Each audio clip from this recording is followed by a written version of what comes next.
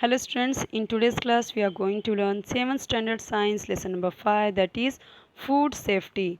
So previous lecture में हमने देखा था कि फूड हमारे लिए कितना इम्पोर्टेंट है, फिर भी किस तरीके से लोग फूड को मतलब उसको स्पॉइलेज होने से नज़रअंदाज करते हैं, क्या क्या रिस्पॉन्सिबल फैक्टर्स होते हैं जिसकी वजह से फूड स्पॉइल होता है।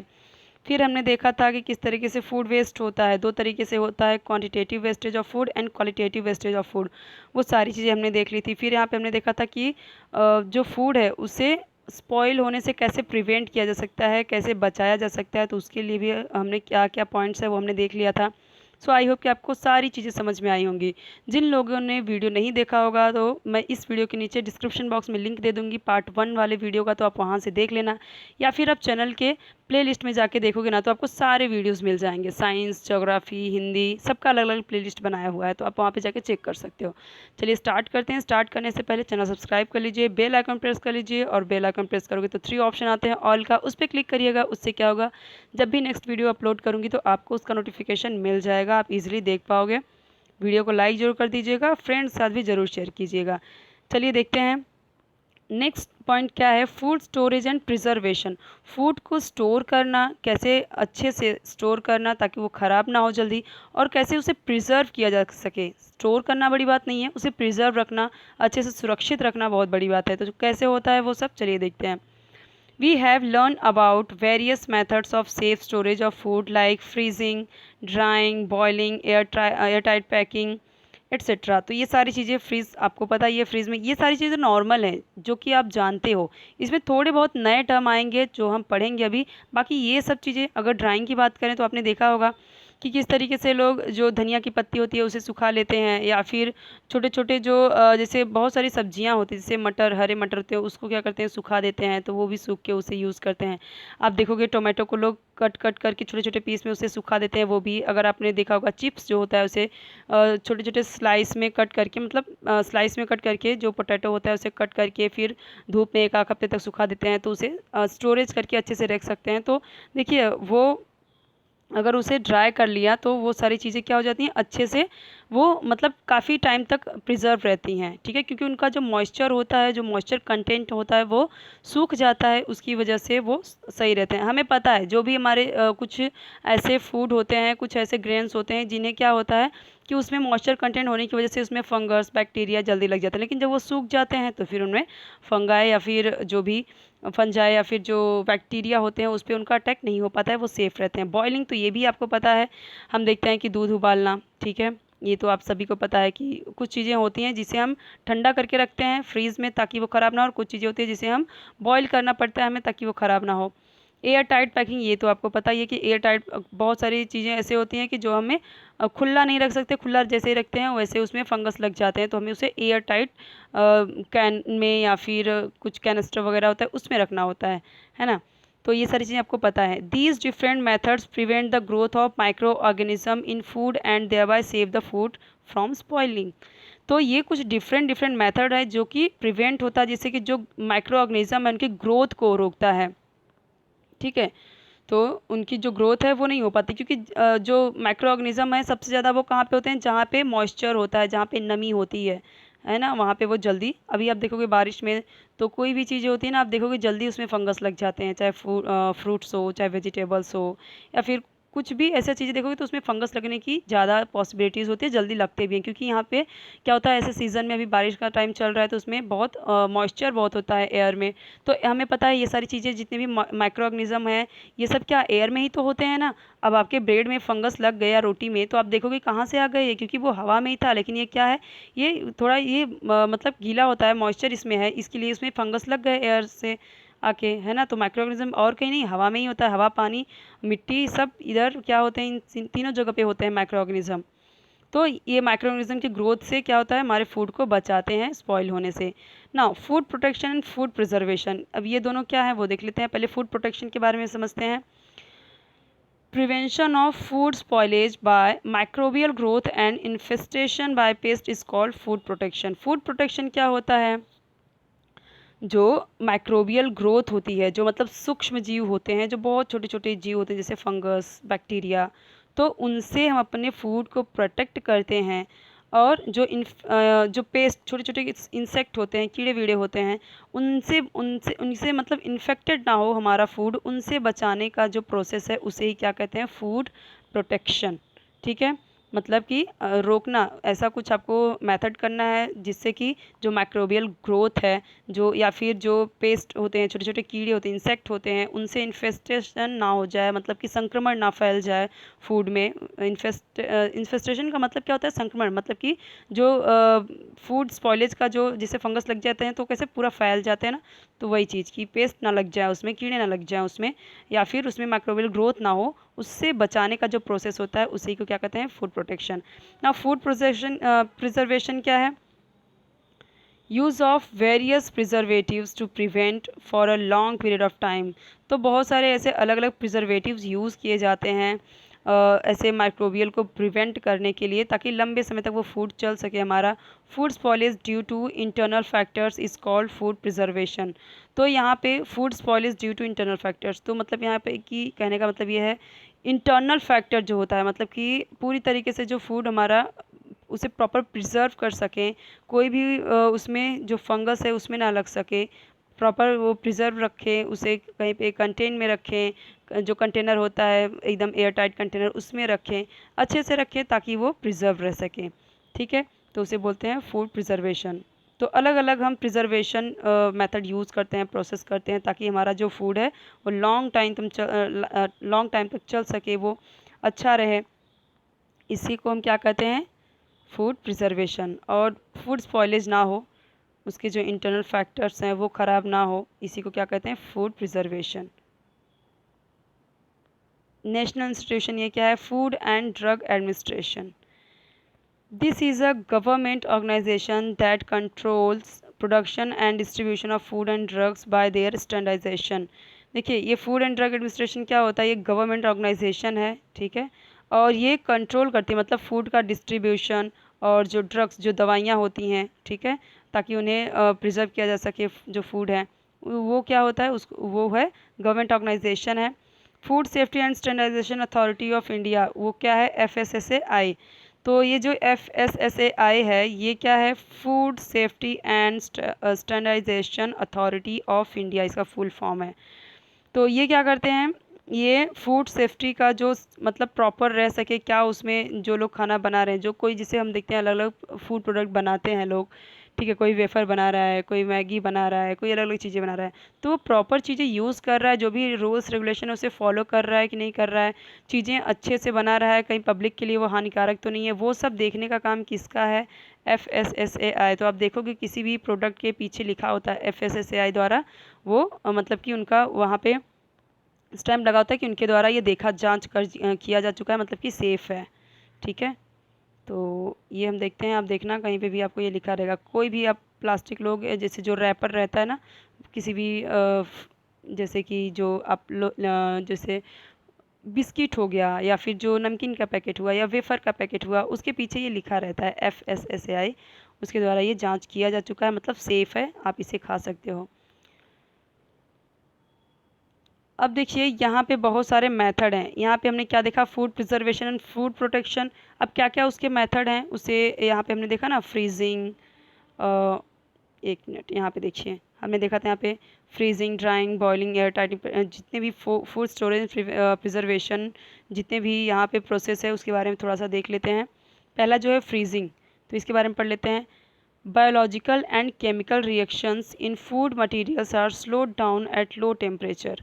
तो देखिए, जो बायोलॉजिकल केमिकल रिएक्शन की वजह से जो फूड मटेरियल होता है, किसी भी फूड मटेरियल में हमें पता है उसमें क्या होता है, केमिकल रिएक्शन तो होता ही है, तो जो उसका केमिकल रिएक्शन होता है वो स्लो डाउन हो जाता है अगर हम उसे लो टेम्परेचर पे रख देते हैं। अब फ्रीज क्या है, फ्रीज तो लो टेम्परेचर पे ही होता है, क्योंकि कितना ठंडा होता है, टेम्परेचर मतलब वहाँ पे कम रहता है ना, तापमान कम रहता है, ठंडा ज़्यादा रहता है।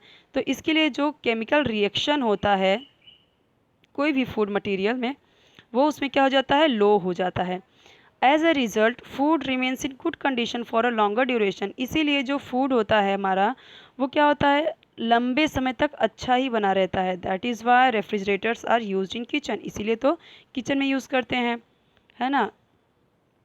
ताकि हमारी सब्जियां, फ्रूट्स या फिर जो हमारे खाना है 1-2 दिन के लिए रखना है, 1 दिन के लिए ही काफ़ी होता है, ज़्यादा दिन रखना नहीं चाहिए, वो भी नुकसान करता है। ठीक है। यूज़ ऑफ इंसर्ट गैस, ये इनर्ट गैस क्या होता है, ये आपने 6th स्टैंडर्ड में पढ़ा हुआ है। ठीक है, जैसे हमने पढ़ा था हीलियम, नाइट्रोजन, तो ये सब क्या है, ये इनर्ट गैस होते हैं। Nitrogen gas is filled in airtight packets of potato wafers and other food products, thus preventing the growth of fungus and insects in them. तो आपने देखा होगा जब आप इस तरीके से लेते हो, चाहे उसमें वेफर होता है या फिर कुरकुरे होता है, तो ये रहता है इतना ही है, पर ऐसा लगता है पूरा भरा हुआ, एकदम फ्लफ़ी सा दिखता है, एकदम मोटा सा, एकदम पूरा फुला फुला दिखता है। तो क्या होता है, उसमें नाइट्रोजन गैस डाला होता है ताकि वो उसमें क्या हो, कोई फंगस की ग्रोथ ना हो सके, कोई उसमें कीड़े ना लग सके, इंसेक्ट ना घुस सके उसमें, मतलब वहाँ पे पनप ग्रोथ ना हो सके उसका। इसीलिए नाइट्रोजन गैस वहाँ पे फिल किया जाता है एयर टाइट पैकेट्स में, ताकि वो सेफ रहे। स्मोकिंग, स्मोकिंग क्या है, food is preserve with the help of smoke, aluminium phosphide is used in this method. देखिए ये बहुत पुराने टाइम से चलता रहा। स्मोकिंग में क्या होता है, पुराने टाइम में अगर हम देखें तो इसमें जैसे ऊपर ये अक्सर मीट के लिए किया जाता है, मोस्ट ऑफ टाइम मीट या जो फ़िश होती है, तो पुराने टाइम में लोग क्या करते थे, उसे प्रिजर्व करने के लिए इस तरीके से ऊपर में कुछ लटका देते थे उसको, और यहाँ से आग जला देते थे, और स्मोक से ये क्या करता था, पूरा सिक जाता था। बहुत ही मतलब कि कह सकते हैं बहुत ही ये लंबे टाइम तक रह सकता है, अच्छा रह सकता है, मतलब कि अच्छी कंडीशन में रह सकता है। और एक दूसरा भी होता है कि यहाँ पे बर्फ़ से भी, मतलब ठंडे से भी इसको क्या करते हैं, इसको प्रिजर्व किया जा सकता है, उससे भी मतलब कि इसको ठंडे में भी इसको रखा जाता था। स्मोकिंग का मतलब यहाँ पे धुआं देना किसी भी चीज़ को। लेकिन यहाँ पे अभी आज के ज़माने में किससे इसको स्मोक किया जाता है, एल्यूमिनियम फॉस्फाइड, ये क्या है, केमिकल प्रोसेस होता है, इससे इसे प्रिजर्व किया जा सकता है मीट या फिश वगैरह को। तो उसमें क्या होता है, लंबे समय तक चलता भी है, और इसमें ज़्यादा मतलब पैसे भी वेस्ट नहीं होते, फूड वेस्ट नहीं होता, इसलिए लोगों को जब भी ज़रूरत होती है वो लोग लेके इस तरीके से, जिनको ज़रूरत होती है वो लेके यूज़ करते हैं, इसे कंज्यूम करते हैं। यूज़ ऑफ प्रिजर्वेटिव्स, तो यहाँ पे 2 दिया है, प्रिजर्वेटिव का यहाँ पे 2 दिया गया है। 2 टाइप्स हैं, पहला तो नेचुरल प्रिजर्वेटिव्स और दूसरा है केमिकल प्रिजर्वेटिव्स। नेचुरल प्रिजर्वेटिव तो ये सबको पता है, हम सबको भी पता है। Some natural available materials like salt, sugar, oil are used as preservatives in pickles, jams, murabba, petha etcetera. अब किसके घर पे पिकल नहीं होता, तो पिकल तो हर जगह पे था, उसका जो प्रोसेस होता है उसे हम क्या कहते हैं, पिकलिंग प्रोसेस। पिकलिंग प्रोसेस में क्या होता है, पहले तो छोटे छोटे पीस में कर देते हैं मैंगो को, जो कैरी होती है, उसके बाद क्या करते हैं उसमें नमक लगा के, सॉल्ट का यहाँ पे बात किया गया, तो सॉल्ट को क्या करते हैं, सॉल्ट, हल्दी ये सब लगा के रख देते हैं कुछ टाइम के लिए। और वो सॉल्ट का काम क्या होता है कि जो अंदर के उसके जो मॉइस्चर होता है ना, आम के अंदर जो कुछ भी पानी बचा होता है, तो वो क्या करता है, सॉल्ट का काम होता है उसे पूरा बाहर, अंदर से उसे बाहर खींच लेता है। तभी आप देखोगे ना, तो सॉल्ट डालने के बाद उसमें कुछ पानी पानी जैसा रहता है, तो पानी कहाँ से आता है, उसके अंदर से ही आ जाता है। तो इस तरीके से वो यहाँ पे सॉल्ट को डाल के, यहाँ पे क्या, सॉल्ट क्या है, प्रिजर्वेटिव की तरह काम करता है। अब देखोगे कि जहाँ पे जो लोग समुद्र के किनारे वगैरह रहते हैं, या फिर जो बर्फ़ इलाके में रहते हैं, तो वो क्या करते हैं पता है, मतलब ये जो लोग समुद्र किनारे पे रहते हैं ज़्यादा, जिन जो जो फिशिंग वगैरह ज़्यादा करते हैं, उस पर ज़्यादा डिपेंड होते हैं, तो फ़िश को क्या करते हैं, उसका वो लोग तो शायद आई थिंक पिकल वगैरह भी बनाते होंगे, फ़िश का बनाते हैं। तो वो क्या करते हैं, उसको सुखा के और उसमें मतलब नमक इस तरीके से पूरा लपेट के उसमें रख देते हैं, चाहे मीट हो या फ़िश हो, तो उसमें भी क्या करते हैं, सॉल्ट उस पर रैप करके अच्छे से डिप करके रख देते हैं, तो उनका प्रिजर्व रहता है, तो उसे वो जब चाहे यूज़ करते हैं। शुगर भी होता है जो, वो भी अगर हम बात करें जैम की, जेली की और मुरब्बा की, तो ये क्या करते हैं, ये जो मतलब कि यहाँ पे जो जैम होता है, मतलब जैम और मुरब्बा, इनमें क्या होता है, शक्कर बहुत ज़्यादा पड़ता है, तो जो शुगर होता है ना, वो क्या करता है, पूरा बाइंड कर देता है, उसे अपने साथ में बाइंड कर लेता है। तो यहाँ पे भी जो जो माइक्रोबियल हैं, जो छोटे छोटे जीव जंतु, मतलब जीव जंतु का मतलब कि जो यहाँ पे माइक्रो ग्रोथ होती है, जैसे कि बैक्टीरिया, फंगाई या फंगस जो भी, तो वो इसमें जल्दी नहीं लगते, क्योंकि पूरा बाइंड हो चुका है, इसमें मॉइस्चर नहीं रह जा चुका है, तो इसके लिए भी इसमें भी नहीं लगते जल्दी फंगस वगैरह। और इसी तरीके से पिकल में भी आप देखोगे तो ऊपर में क्या, ऑयल पूरा डाला रहता है, डीप रहता है, ऑयल के अंदर सारे हमारे जो अचार रहते हैं वो अंदर रहता है अचार, उसके ऊपर क्या, ऑयल डाला होता है, तो ऑयल भी क्या करता है, प्रिजर्वेटिव का काम करता है। ऑयल पे फंगस कभी नहीं लगते, आप कभी नोटिस करना। इसीलिए यहाँ पे सॉल्ट, शुगर और ऑयल कैसे हुआ, मैंने आपको समझा दिया कैसे होता है, ठीक है। सो आई होप कि आपको समझ में आ गया होगा। अब बात करते हैं केमिकल प्रिजर्वेटिव की। ये तो हमने देखा नेचुरल प्रिजर्वेटिव जो कि हमारे घरों में यूज़ होता है, तो इन सारी चीज़ों को तो आप बहुत अच्छे से जानते हैं। अब केमिकल प्रिजर्वेटिव क्या होता है? एसिटिक एसिड जो कि विनेगर, सिरका, हमारे घर पे अगर आपने देखा होगा सिरका, तो खाने में अच्छा लगता है और बहुत अच्छा भी होता है हमारे डाइजेशन के लिए, तो वो होता है। Citric acid, sodium benzoate and some nitrate and nitrite salts are some examples of chemical preservatives। ये जितने भी अभी बताया ना, ये सब के सब क्या है? केमिकल प्रिजर्वेटिव हैं। अगर विनेगर की बात करें तो ये बहुत नुकसान वाला चीज़ नहीं होता है, और सिट्रिक एसिड की भी अगर बात करें तो ये भी बहुत नुकसान, मतलब इसमें जो भी चीज़ें हैं, कोई भी चीज़ आप बहुत ज़्यादा नहीं खाओगे तो वो नुकसान नहीं करेगा। अगर आप सिर्फ प्रिजर्व करने के लिए सारी चीज़ डाली जाती हैं तो कोई इसमें नुकसान नहीं करता, ठीक है।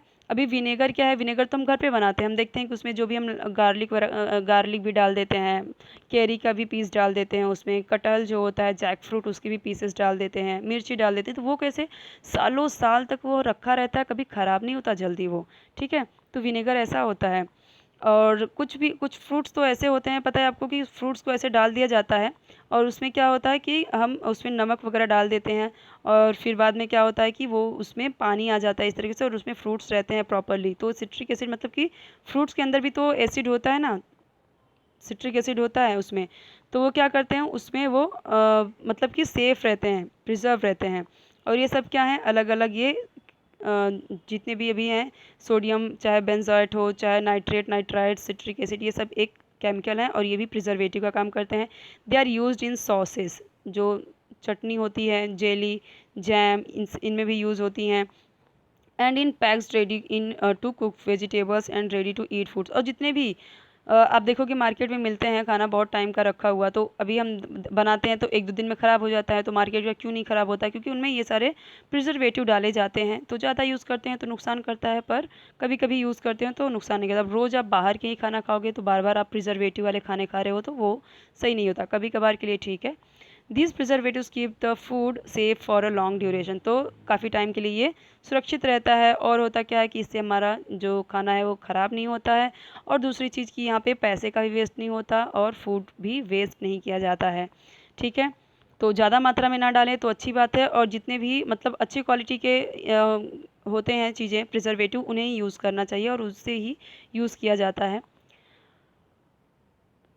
अब हम देख लेते हैं, ये यहाँ पे कुछ और दिया गया है। स्मोकिंग मैंने आपको बता दिया। यूज़ ऑफ इंसेक्टिसाइड, इंसेक्टिसाइड क्या है देखिए। Malathion is spread on the Ghani bags containing food grains, जहाँ पे फूड ग्रेन की इस तरीके से गनी बैग क्या होता है, इस तरीके से जो गोनी होती है भर भर के रख दिया गया, तो क्या करते हैं इसके ऊपर से क्या करते हैं स्प्रेड कर दिया जाता है ये मेलाथियन, कुछ मेलानियन मतलब कि केमिकल होता है, उसके जो गनी बैग होता है ना उसके ऊपर से इस तरीके से स्प्रे कर दिया जाता है। उससे क्या होता है जो इंसेक्ट होते हैं ना वो दूर ही रहते हैं, उसमें लगते नहीं, ना ना फंगस, ना कोई किसी तरीके का बैक्टीरिया, जर्म्स कुछ भी उस पर अटैक नहीं करते हैं। अब इरेडिएशन क्या होता है? In this method food is expose to ionising radiation such as high energy electrons emitted by accelerators, X-ray, gamma rays emitted by radioactive isotopes etc। इसमें क्या होता है देखो, ये जो हमने बात किया एक्सरे, गामा रेज या जो आयनाइजिंग रेडिएशन, इसमें किया क्या जाता है कि फूड को जो फूड ग्रेन्स होते हैं इस तरीके से रखा जाता है, ऊपर से जो मशीन होती है वो क्या करती है इसमें इस तरीके से लाइट डालती है, ठीक है, लाइट डालती है। तो जो लाइट होती है ना, जैसे कि आपको पता होगा जो एक्सरे होता है वो क्या करता है हमारे बॉडी को पूरी तरीके से, अगर आपको कभी भी प्रॉब्लम होती है तो एक्सरे निकलवाते हैं तो आप देखते हो किस तरीके से हमारे बॉडी के अंदर तक के जो हड्डियाँ हैं उसको वो चित्र में ला देता है ना। तो बिल्कुल इसी तरीके से ये एक्सरे जो होती हैं वो जैसे यहाँ पे पोटैटो वगैरह है ना, सो इसके अंदर तक क्या करता है अपनी रेज़ को पहुँचा देता है, क्योंकि ये रेज़ हैं, किरणें हैं, तो ये अंदर तक जाती हैं, उसमें जो भी फंगस या जो बैक्टीरिया वगैरह होते हैं उनको क्या करते हैं किल कर देते हैं, और फिर उनमें पनपने नहीं देते हैं, ग्रोथ नहीं होने देते हैं। और इनकी जो केमिकल रिएक्शन की ग्रोथ होती है बढ़ने मतलब कि जो कि हमें पता है जब आपको पोटैटो, अब अगर आप देखोगे घर पे, अगर गांव में देखोगे तो हमारे घर खेती होती है, तो खेती में क्या होती है बहुत सारे आलू जो होते हैं और अनियन होता है, पोटैटो वाले, तो एक जगह पे इकट्ठे करके रखते हैं ना। फिर आप देखोगे कि कुछ टाइम के बाद उसमें ना धीरे धीरे उसमें इस तरीके से उगने लगते हैं छोटे छोटे, मतलब जो पोटैटो होता है उसमें भी इस तरीके से वाइट वाइट आ जाते हैं, और जो अनियन होता है उसमें भी इस तरीके से ऐसे ग्रीन कलर के जमने लगते हैं ना, तो इस वो हो ना सके, वो मतलब उसमें उगने ना लगे, वो उसमें स्प्राउट ना होने लगे, स्प्राउटेड ना होने लगे, इसके लिए ये एक्स रेज गामा रेज उसके अंदर उसे एमिट किया जाता है, उसमें मतलब वो प्रकाश की किरणें उस पर डाली जाती हैं। This process destroys the microbes, और इस प्रोसेस से क्या होता है, माइक्रोब्स इंसेक्ट्स ये सब किल हो जाते हैं, डिस्ट्रॉय हो जाते हैं। और इसकी जो शेल्फ लाइफ होती है ना फ्रूट्स की या प्रोडक्ट की, वो क्या हो जाती है, बढ़ जाती है। शेल्फ लाइफ मतलब कि उसका जो वैसे तो अगर रखे रहेंगे तो वो उगने लगेगा, स्प्राउट होने लगेगा, लेकिन जब ऐसे इस तरीके से प्रोसेस कर दिया जाता है, एनाइजिंग कर दिया जाता है, तो वो नहीं, उसकी जो शेल्फ लाइफ है वो बढ़ जाती है। और वो जो उसका पकने का राइप का जो पीरियड होता है ना, पकने का जो फ्रूट्स वगैरह होते हैं जो पकने लगता है, वो कम हो जाती है, वो घट जाती है बिल्कुल। The shelf life of potatoes and onions increases due to slow down sprouting.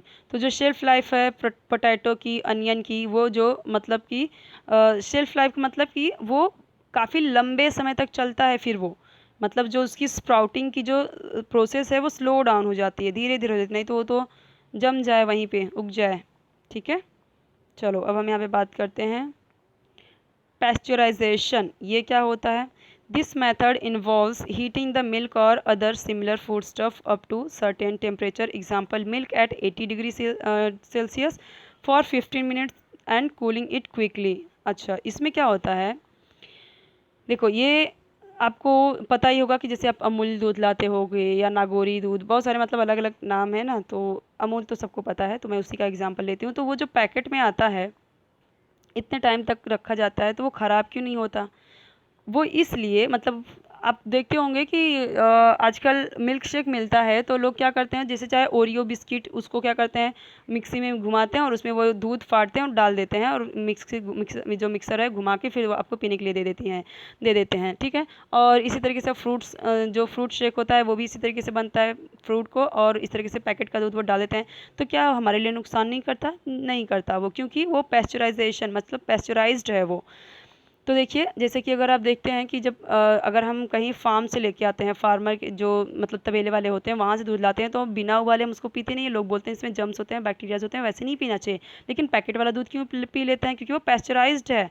ठीक है, उसमें प्रोसेस कर दिया जा चुका है, उसके जो जम्स वगैरह हैं वो सब मर जा चुके हैं, इसके लिए। लेकिन जो फार्मर्स हो, जो हमें जो दूध वाले लेते हैं, जो मिल्कमैन होते हैं, वो अपने फार्म से डायरेक्ट लाते हैं, तो वहाँ पे क्या होता है, तब तक उसमें कई सारे जम्स वगैरह हवा के थ्रू, जो एयर है उसके थ्रू, उसमें कई सारे जम्स और जो माइक्रोबियल होते हैं उसमें आ जाते हैं, इसलिए हमें वो उबाल के ही पीना चाहिए, है ना।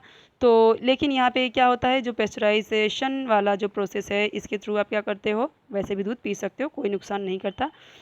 इसमें होता क्या है, इसका प्रोसेस क्या है, जो दूध होता है उसे पहले तो 80 डिग्री सेल्सियस पे उबाला जाता है, मतलब काफ़ी हाई टेम्परेचर पे, और तुरंत के तुरंत मतलब 15 मिनट। कैसे, कहीं कहीं पे आपको, आप अगर एनसीईआरटी में पढ़ोगे तो वहाँ पे आपको आई थिंक 70 डिग्री बोला गया है, 70 डिग्री सेल्सियस, लेकिन यहाँ आपकी बुक में 80 डिग्री दिया है, तो आपको 80 डिग्री ही लिखना है।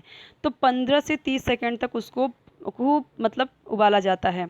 ठीक है, और उसके बाद क्या होता है, तुरंत के तुरंत उसे पूरा एकदम ठंडा कर दिया जाता है। तो 80 डिग्री सेल्सियस पे आपने किया, तो जितने भी जर्म्स या फिर जितने भी माइक्रोबियल ग्रोथ हो रही होगी उसमें, या फिर जितने भी उसमें जर्म्स होंगे, बैक्टीरियाज होंगे, तुरंत के तुरंत किल हो जाएंगे 80 डिग्री पे, क्योंकि बहुत हाई टेम्परेचर पे यहाँ पे उबाला जा रहा है।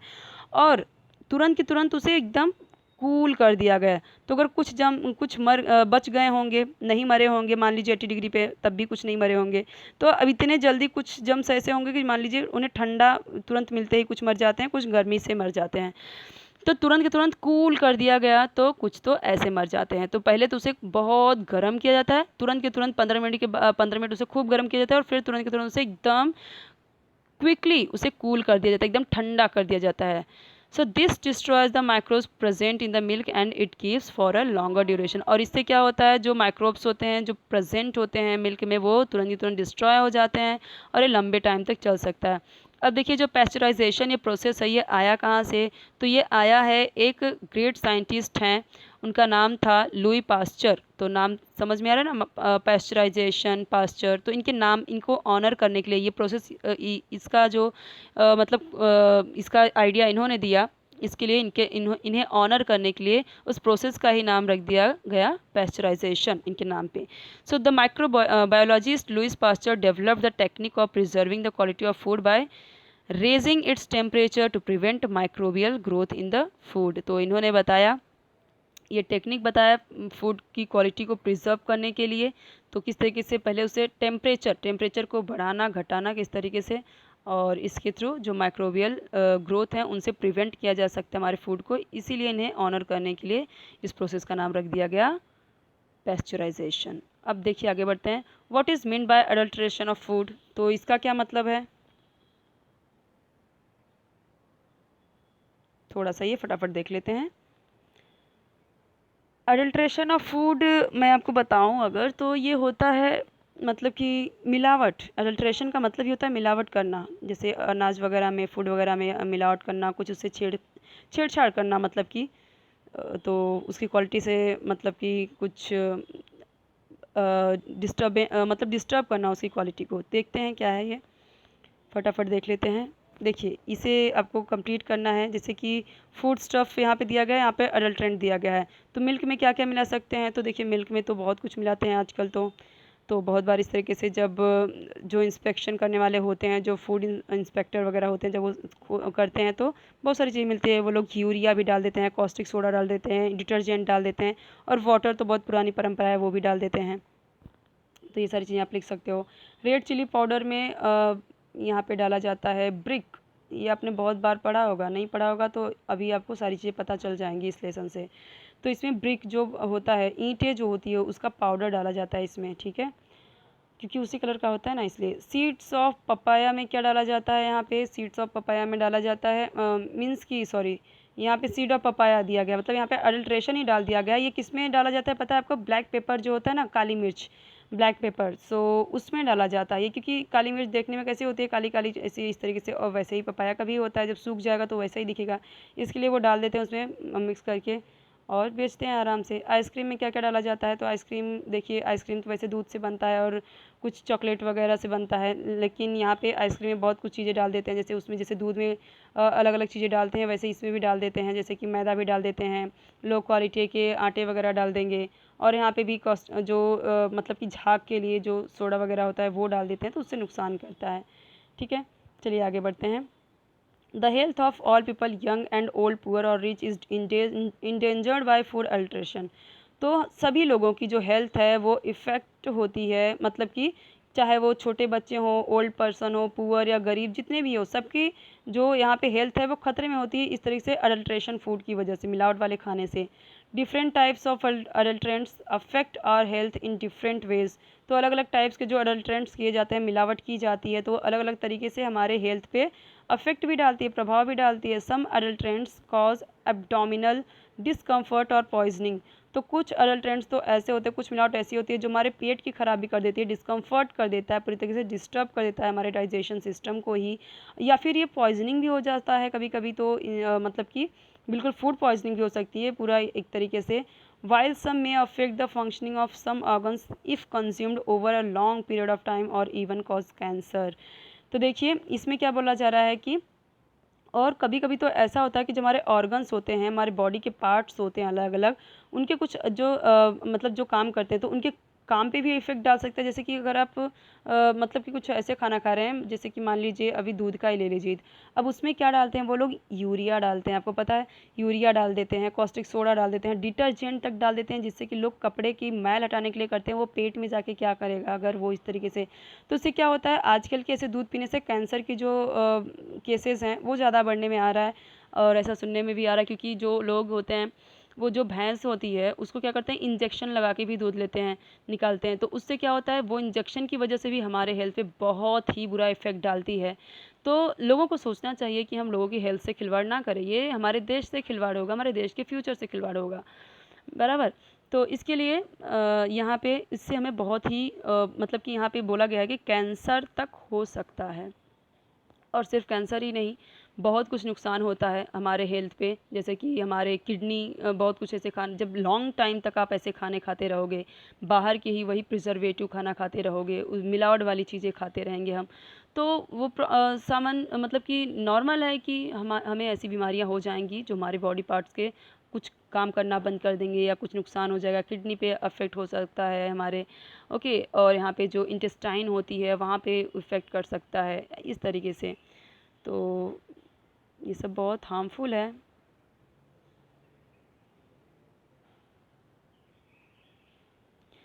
Food is adulterated in this way too, कैसे? फूड अडल्ट्रेटेड का मतलब ये नहीं कि उसमें कुछ मिलाया जाए, और कुछ तरीके भी हैं जो कि कुछ उसमें से निकाल लिया जाता है, जैसे removal of some important components of food, example removal of fat content of milk, essence of cloves, cardamoms etcetera.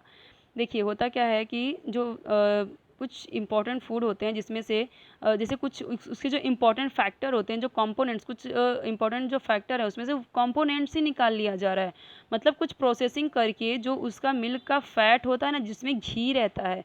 अब दूध में जब आप पूरी तरीके से उसका जो घी जो फैट है वही निकाल लोगे, तो फिर दूध का क्या रह गया? वो सिर्फ पानी रह गया, ठीक है। और फिर उसमें कोई क्लोव्स, लौंग का, कार्डमम का, मतलब कि जो इलायची है उसका, या फिर स्ट्रॉबेरी का, कुछ अलग अलग फ्लेवर डाल के बोलेंगे ये मतलब कि अलग अलग उसमें फ्रीज में रख देंगे, ठंडा ठंडा लोग मिल्क शेक के फॉर्म में पियेंगे और सोचेंगे ये बहुत हेल्दी है। वो हेल्दी तो है नहीं, ठीक है। बस ये सब एजेंट्स डाल दिया, सिर्फ क्या उसके एजेंट्स, मतलब सिर्फ उसके फ्रेगरेंस, उसमें सिर्फ वो सेंट डाल दिया बस, और कुछ नहीं, और उसका सारा फैट वगैरह निकाल लिया, और उससे वो उन्होंने अपना घी वगैरह बना के बेचा, ठीक है।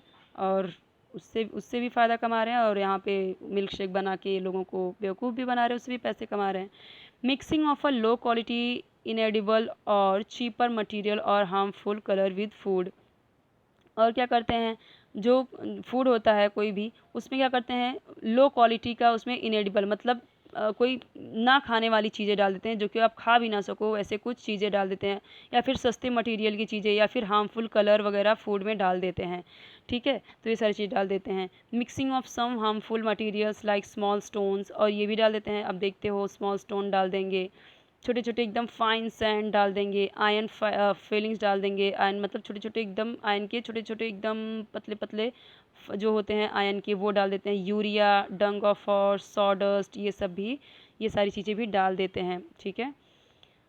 सो सॉडस्ट मतलब कि यहाँ पे जो वुड का पाउडर होता है वो, ठीक है। मतलब हर चीज़ में मिलावट कर सकते हैं, जो क्योंकि उनके पास, मिलावट करने वाले के पास दिमाग बहुत होता है।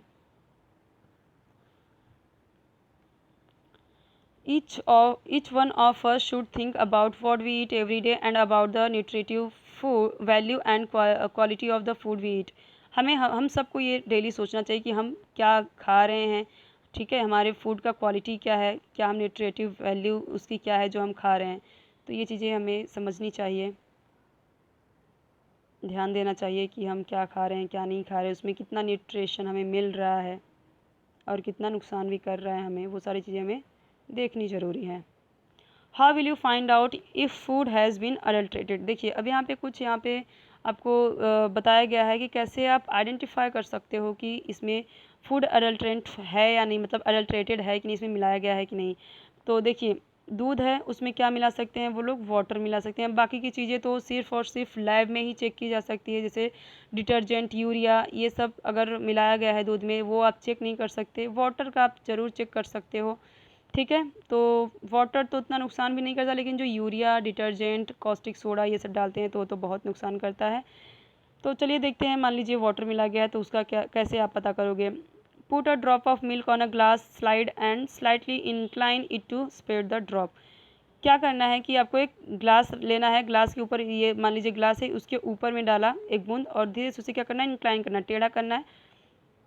और देखेंगे कि जब वो इस तरीके से ऐसे गिरता है ना, क्योंकि फ्लो होगा नीचे की तरफ, फ्लो होगा, तो जब इस तरीके से फ्लो होकर नीचे आएगा तो ऊपर से अगर मतलब कि यहाँ पे इसका कहने का मतलब यही है कि जब वाइट वाइट अगर जब इस तरीके से गिरते हुए वो यहाँ पे वाइट वाइट का बनाएगा लाइन, वाइट वाइट दिखेगा तो समझिए कि उसमें वो प्योर है। लेकिन अगर वो वाइट लाइन बना के नहीं आ रहा है, जस्ट आके यहाँ पे दूध आ गया पूरा और यहाँ पे पानी जैसा दिख रहा है, तो समझिए कि पानी मिला गया। If the spread mark of milk does not appear milky white, water must have been added to it.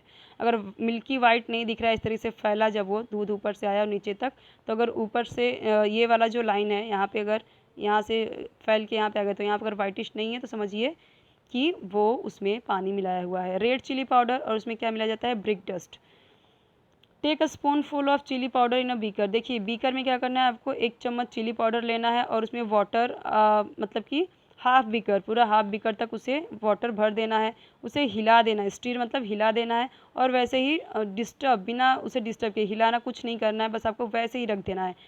पहले उसे हिलाया अच्छे से, फिर रख दिया 5 मिनट के लिए, फिर देखना है अनडिस्टर्ब मतलब कि बिना डिस्टर्ब किए 5 मिनट के लिए वैसे ही छोड़ दो उसे। उसके बाद चेक करो, if a red layers is seen settled at the bottom of the beaker, it must have been adulterated with brick dust।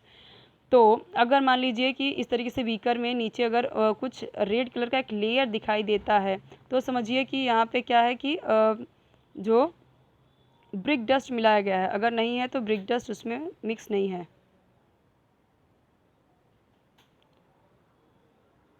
Next, turmeric powder. अब टर्मरिक पाउडर को कैसे देख सकते हैं कि उसमें मिलावट है कि नहीं, तो इसमें क्या यूज़ करते हैं वो लोग, मेटानिल येलो, तो ये कलर होता है। Take a pinch of turmeric powder in a test tube, add a small quantity of water, it shake the mixture and add a few drops of conc HCl। तो ये एक इसमें क्या होता है कि एक कुछ ड्रॉप्स इसमें कॉन्क होता है, एक वो केमिकल होता है, उसमें मिलाना होता है। फिर देखना है कि किस तरीके से इसमें मतलब ये इसमें मिक्स है कि नहीं है, अडल्ट्रेटेड है कि नहीं है। तो कैसे पता चलेगा, यहाँ पे देखते हैं, the mixture becomes red on addition of conc. तो जो कॉन्क है वो उसमें क्या हो जाएगा, पूरा वो रेड हो जाएगा। HCl and the red colour does not disappear if metanil yellow is present. अगर जो HCl है वो रेड कलर का नहीं दिखेगा, अगर मतलब कि red colours does not disappear if, अगर देखिए ये जो मेंटानिल है ये उसमें अगर मेंटानिल येलो इसमें प्रेजेंट है तो वो कलर क्या है, रेड ही रहेगा, येलो नहीं होगा, मतलब वो रेड ही रहेगा। तो ये लैब में टेस्ट कर सकते हैं। रवा में तो हम देखते हैं बहुत कुछ डाला गया होता है, सिर्फ फाइन आयन फीलिंग्स नहीं, बल्कि उसमें बहुत कंकड़ भी रहता है, बहुत कुछ रहता है रवा में। तो अगर अच्छी क्वालिटी का नहीं होता तो उसमें बहुत कुछ डाल सकते हैं, ठीक है। तो अगर उसमें मान लीजिए कि आयन फाइलिंग है तो उसमें कैसे पता चलेगा, पास अ मैग्नेट थ्रू द रवा। तो रवा के पास में आपको क्या करना है, मैग्नेट को ऐसे आपको घुमाना है, और अगर होगा क्या कि अगर आयन फिलिंग उसमें होगा तो वो चिपक जाएगा मैग्नेट से, है ना, क्योंकि वो तो आयन है उसमें चिपक ही जाएगा। यहाँ पे आपको करना है, वीडियो देखना है आपको यूट्यूब पे इस तरीके से www.youtube.com, इस तरीके से आपको फूड अडल्ट्रेटेड का इस तरीके से आप करोगे तो आपको ये मतलब कि and make a identification kit for detecting food adulteration. तो आपको देखना है वीडियो क्लिप्स।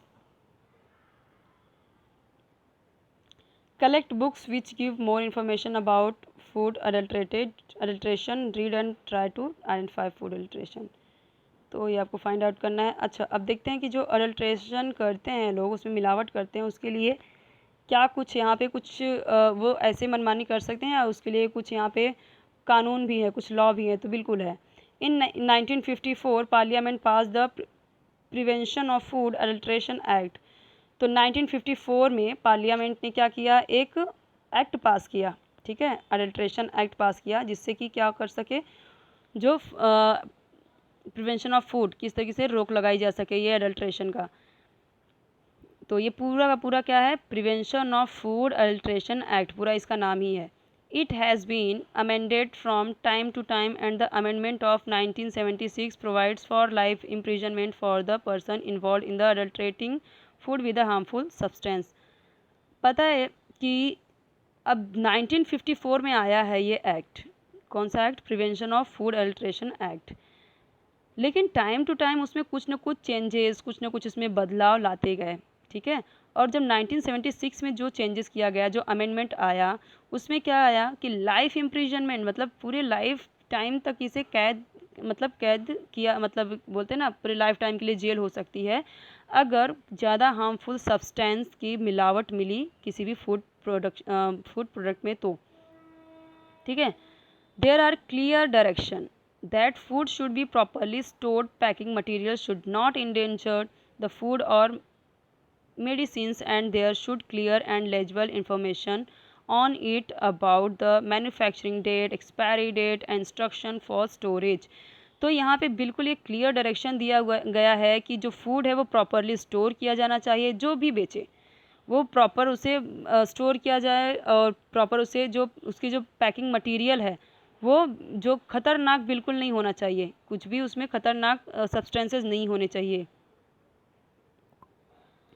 या कोई मेडिसिन, जो यहाँ पे मेडिसिन है, फूड और मेडिसिन, एंड कोई फूड हो या मेडिसिन हो, ठीक है, दोनों में भी कोई भी हार्मफुल सब्सटेंस नहीं होना चाहिए और क्लियर लिखा जाना चाहिए। लेजिबल का मतलब यहाँ पे क्या, क्लियर, यहाँ पे ये लिखा जाना चाहिए कि जो भी इंफॉर्मेशन है उसके बारे में पूरा लिखा जाना चाहिए। जो मैन्युफैक्चरिंग डेट कब बनाया गया उसे, एक्सपायरी डेट वो भी होना चाहिए, और इंस्ट्रक्शन फॉर स्टोरेज, उसे कैसे स्टोर करना है, फ्रीज़ में रखना है या एयर टाइट कंटेनर में रखना है या खुला रखना है, कैसे रखना है, उसे स्टोर कैसे करना है, वो प्रॉपर सारी चीज़ें आपको उस फूड जो भी आप बना रहे हैं, जो भी मतलब ये सारे फैक्ट्री कंपनी वालों के लिए है कि अगर ऐसा कुछ आता है तो उन्हें कड़ी से कड़ी सज़ा दी जाएगी, अच्छा खासा जेल मिलेगा उन्हें, ठीक है।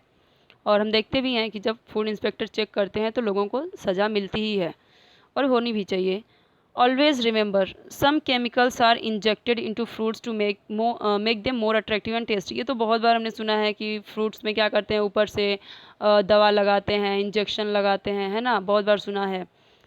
तो ये लोग क्या करते हैं, इंजेक्शन लगाते हैं उसे अट्रैक्टिव करने के लिए, सुंदर बनाने के लिए, सुंदर का मतलब अट्रैक्टिव बनाने के लिए और ज़्यादा। जैसे एप्पल है तो उसमें क्या करेंगे, एकदम से वो एकदम लाल लाल दिखे उसके लिए उसमें क्या करते हैं, केमिकल लगा देंगे, ठीक है, और ज़्यादा से ज़्यादा वैक्स लगा देते हैं ताकि ताकि वो एकदम चमकीला चमकीला दिखे। जो वाटरमेलन होता है उसमें क्या करेंगे, वो लोग इंजेक्शन लगा देंगे ताकि अंदर से एकदम लाल हो जाए।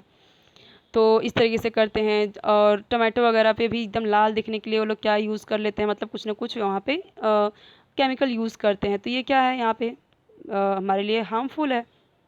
मिल्क वेंडर्स, जो मिल्क सेलर होते हैं, वो क्या ऐड करते हैं, मैंने आपको पहले ही बताया, लोग यूरिया ऐड करते हैं उसमें, जिससे कि क्या हो, हायर फैट, उसमें घी ज़्यादा दिखे, मतलब फ़ैट ज़्यादा दिखे तो लोगों को लगे हाँ बहुत ही प्योर दूध है, एकदम बहुत घी पड़ता है, घी जमता है। पर ऐसा कुछ नहीं होता, यूरिया होता है। अब देखिए यूरिया तो हम खेतों में, फसलों में भी, जो फसल में डालते हैं ना यूरिया, जो कीड़े मकोड़ों को मारने के लिए, वो यूरिया यूज़ कर रहे हैं। वो तो खेतों में भी डालने से मना किया जाता है कि उसे मत डालिए, उससे बहुत नुकसान होता है, वो क्रॉप्स खाने से नुकसान होता है। यहाँ पे ये सीधा दूध में डाल रहे हैं, बच्चे पी रहे हैं, बूढ़े पी रहे हैं, सब लोग पी रहे हैं, तो कैंसर ही होगा ना यूरिया से। तो यूरिया ज़्यादा यूज़ हो रहा है, इसीलिए तो कैंसर की समस्या भी ज़्यादा बढ़ रही है। यूरिया क्रॉप्स में पड़ रहा है, यूरिया दूध में पड़ रहा है, तो फिर समझिए कि कितना नुकसान हो रहा है। तो और सिर्फ यूरिया ही नहीं, डिटर्जेंट, कॉस्टिक सोडा और बहुत सारी चीज़ें इसमें मिक्स करते हैं। Shopkeepers change the expiry date of the food packets and airtight containers to avoid a financial loss। उनका फाइनेंशियल लॉस ना हो, उनका नुकसान ना हो, फेंकना ना पड़े वो चीज़ें, इसके लिए वो क्या करते हैं, तो शॉपकीपर है, एक्सपायरी डेट ही क्या करते हैं, चेंज कर देंगे, उस पर एक नया स्टिकर चिपका देंगे कि इसका एक्सपायरी डेट अभी नहीं ख़त्म है। तो एयरटाइट कंटेनर जो भी होता है उस पर से चिपका देते हैं वो। जबकि एयरटाइट कंटेनर जो फूड है अगर वो बिका नहीं तो वो जल्दी ख़राब हो जाता है ना, अब बहुत टाइम तक नहीं चलता, चाहे वो सॉस हो, चाहे जैम जेली हो, बहुत सालों साल तक तो थोड़ी चलेगा वो उसका। अब हम घर पे बनाते हैं तो कितना चलता है, फिर भी मार्केट का काफ़ी चलता है क्योंकि उसमें प्रिजर्वेटिव डाला गया है। लेकिन क्योंकि वो और ज़्यादा चलाना चाहते हैं, उनका बिका नहीं तो वो और ज़्यादा बिकाना चाहते हैं उसको, इसलिए वो उस पर स्टिकर, गलत स्टिकर लगा के या फिर चेंज कर देते हैं। Calcium carbide and some other chemicals are used to make fruits look more attractive. Example, bright yellow bananas। Calcium carbide एक ये केमिकल है, यूज़ करते हैं लोग ताकि फ्रूट बहुत ही अट्रैक्टिव दिखे। येलो येलो बनाना आप देखोगे तो एकदम उसे येलो करने के लिए क्या करेंगे, एकदम एकदम अच्छा दिखे, देखते ही कस्टमर खुश होकर लेके चला जाए, तो क्या करते हैं उस पर ये कैल्शियम कार्बाइड लगा देते हैं, तो उससे एकदम येलो दिखने लगता है, लेकिन ये क्या है, नुकसान करेगा। Frequently harmful chemicals like carbonated soda, phosphoric acid etcetera are mixed with cold drinks. Cold drinks आपने सुना होगा, जो लोग बहुत ज़्यादा यूज़ करते हैं उनको पेट की बीमारियाँ, उनको लीवर की बीमारियाँ, उनको इंटेस्टाइन की प्रॉब्लम बहुत ज़्यादा हो जाती है, क्योंकि इसमें क्या, इसमें ऐसे ऐसे harmful carbonated soda, phosphoric acid इस तरीके से मिलाए जाते हैं। ठीक है, आपने हाल ही में कुछ आई थिंक कुछ वायरल न्यूज़ भी देखी होगी जिसमें कि कोई एक प्लेयर हैं जो क्या करते हैं कि वो अपने सामने से कोई कोल्ड ड्रिंक की बॉटल हटाते हैं तो क्या क्यों दिखाते हैं, और वाटर को वो परफेक्ट बताते हैं, क्यों ऐसा करते हैं, और इसकी वजह से उस कोल्ड ड्रिंक की जो रेट है, मतलब कि जो उसकी सेलिंग रेट है वो काफ़ी गिर जाती है। तो ऐसा क्यों हुआ, क्योंकि उन्हें भी पता है, जो भी समझदार लोग हैं उनको पता है कि ये सारी चीज़ें कितनी हार्मफुल है ना, तो कितनी हार्मफुल होती है, तो इसीलिए हमें ये सब चीज़ें बहुत ही कम यूज़ करनी चाहिए, बहुत ही कम, इवन हमें यूज़ ही नहीं करनी चाहिए। बट अगर कभी ऐसा कभी कभार यूज़ कर लेते हैं तो कोई दिक्कत नहीं, पर रेगुलर बेसिस पे हमें कभी भी ऐसी चीज़ें यूज़ नहीं करनी चाहिए। फ्रेश फ्रूट्स खाइए, फ्रेश वेजिटेबल खाइए, जहाँ तक हो सके अच्छे से धोइए। फ्रूट्स लाइए तो उसे नमक के पानी में गर्म करके, पानी नमक डाल के उसमें थोड़े टाइम के लिए रख दें, ताकि उसमें के जो भी केमिकल्स हो ऊपर के वो बाहर आ जाएँ, ठीक है, और अच्छे से धो के खाएँ, कभी वैसे ही ना खाएँ।